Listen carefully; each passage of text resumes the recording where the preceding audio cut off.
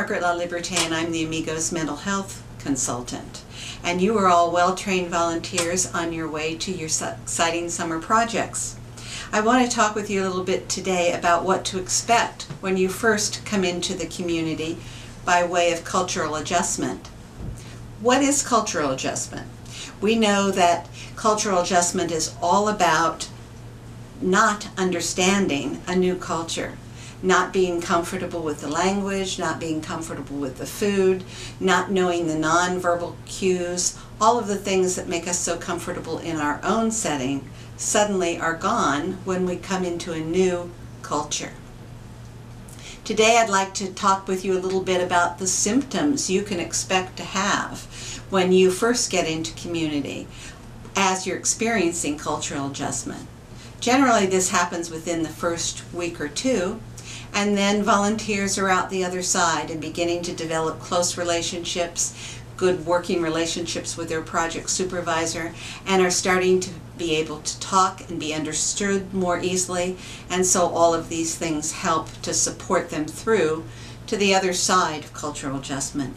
But while you're in it, it can be kind of uncomfortable. Some of the things you might experience while you're just adjusting to your new culture are upset stomachs, headaches, difficulty sleeping, anxiety and fearfulness, oftentimes feeling estranged from people in the vicinity, not knowing what to say or how to act.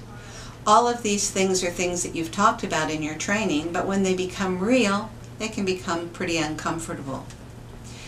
I want you to know that from many volunteers who have returned, I've heard that going through this experience really makes the rest of the summer really good, because they now realize that they belong to that community as soon as they begin to feel comfortable and feel like they can communicate and no longer have a lot of fearfulness about being there, being away from home, or being in a strange environment.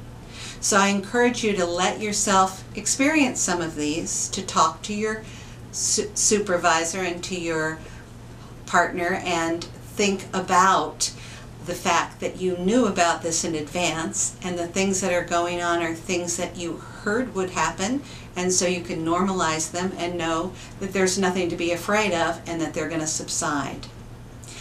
I hope you have a great summer, and I'll speak to you later.